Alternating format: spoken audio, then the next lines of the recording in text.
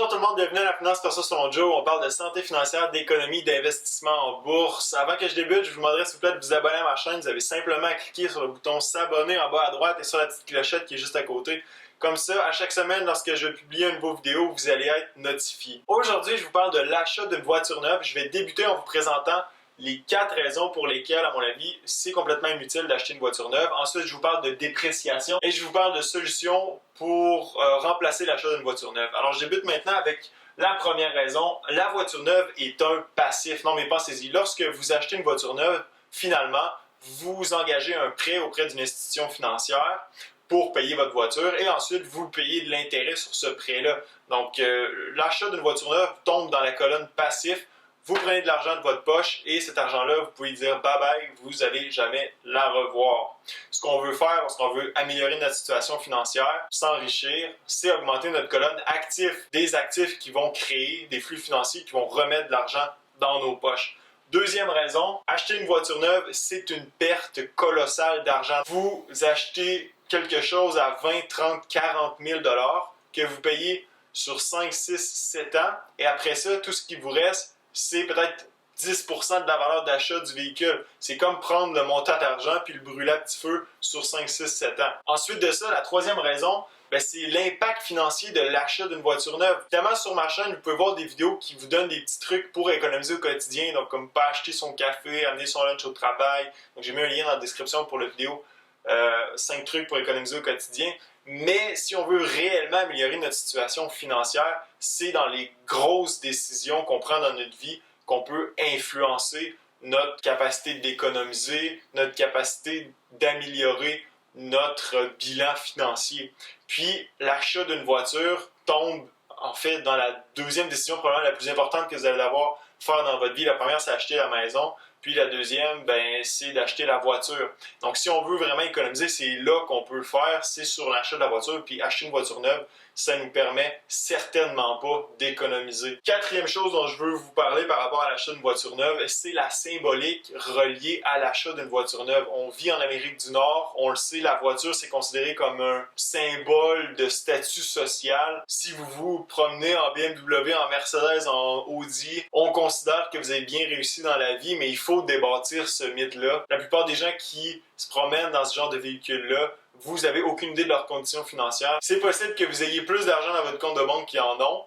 Puis, en plus, ces voitures-là, BMW, Mercedes, Audi, peu importe, les voitures de luxe, c'est des voitures qui sont très coûteuses, qui sont peu fiables, qui coûtent cher d'entretien et que la dépréciation est complètement hallucinante. D'ailleurs, je vous parle de dépréciation parce que c'est essentiel pour comprendre, en fait, mon idée derrière le fait de ne pas acheter une voiture neuve. Qu'est-ce que la dépréciation? C'est la différence entre le prix que vous avez payé pour votre véhicule et la juste valeur marchande du véhicule. Donc, si vous voudriez le revendre, combien vous pourriez tirer sur le marché de votre véhicule? Vous avez probablement déjà entendu quelqu'un vous dire « Hey, tu vas acheter le char, tu vas le sortir du stationnement, du concessionnaire, puis tu vas perdre 3, 4, 5 000 $ direct là. » C'est ça la dépréciation. Ici, je vous ai mis quelques chiffres là, qui permettent un peu de se faire une idée sur quelle peut être l'ampleur de la dépréciation d'un véhicule. Donc, c'est des moyennes. Évidemment, ça dépend du type de véhicule que vous achetez, de la marque, du modèle, etc.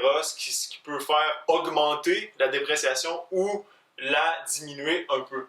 Alors, dans la première année, vous pouvez perdre de 30 à 40% de la valeur du véhicule. À l'année numéro 3 de possession, jusqu'à 50%. À l'année numéro 5, de 60 à 70%. Ça veut dire que si vous achetez un véhicule de 30 000 $ et que celui-ci, dans sa première année, se déprécie de 40%, le véhicule, après un an, va valoir 18 000 $. Donc, dans la première année, votre véhicule vous coûte 12 000 $ de dépréciation. Ce n'est pas un coût que vous allez vraiment payer de votre poche directement, donc il n'apparaît pas sur la facture du véhicule, mais c'est un coût sur papier qui existe réellement.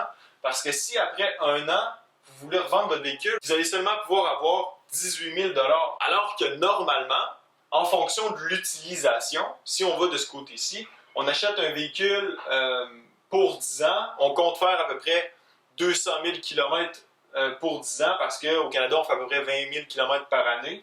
Ce qui veut dire que si on amortit le coût de notre véhicule, donc on prend le prix du véhicule, 30 000 $, on le divise par 10, ben, un véhicule neuf va nous coûter à peu près 3000 $ par année. Si on considère juste le coût, évidemment, il y a l'entretien, il y a l'essence, il y a les assurances, tout ça. Si on considère juste le coût d'achat. Donc, en termes d'utilisation, 30 000 $ moins l'utilisation qu'on a fait dans la première année de 3 000 $, notre véhicule devrait valoir 27 000 $. Mais non, parce qu'il y a la dépréciation, ce qui fait que notre véhicule vaut 9 000 $ de moins. Donc, c'est quoi ce 9 000 $-là? Eh bien, c'est la prime qu'il faut payer pour avoir un véhicule neuf. Donc, le simple fait d'avoir un véhicule neuf qui sent le neuf, là, bien, ça vous coûte 9 000 $. Si vous attendez un an pour acheter un véhicule usagé d'un an, vous allez payer 18 000 $. Peut-être qu'il ne sentira plus le neuf, qu'il va avoir 20 000 km, mais vous allez vous avoir sauvé finalement 12 000 $ de dépréciation. C'est pas rien. Donc, c'est pour ça que pour s'éviter cette dépréciation-là, qui est le plus gros coût que vous payez finalement quand vous achetez un véhicule neuf, la solution, c'est quoi? C'est d'acheter un véhicule usagé. Puis je sais pas si vous avez remarqué, mais évidemment, là, ça s'est fait à main levée. C'est pas quelque chose de scientifique, là, mais... Donc, on voit ici la dépréciation. Première année, le char vaut 30 000 $, après un an, 18 000 $, après 3 ans, 15 000 $, après 5 ans, 9 000 $. Donc, idéalement, c'est d'acheter un véhicule usagé qui a peut-être 3, 4 ou 5 ans. On s'entend qu'un véhicule qui a 4 ou 5 ans a peut-être 80 000, 100 000 km. Si le véhicule a été bien entretenu, les réparations que vous allez avoir à faire sont assez minimes. Puis, le véhicule peut encore rouler pendant 5 ans. Donc, l'idéal, c'est justement ça. C'est de s'acheter un véhicule usagé qui a peut-être 3, 4, 5 ans. Donc, on diminue la charge de dépréciation, puis on augmente la valeur pour notre argent qu'on obtient.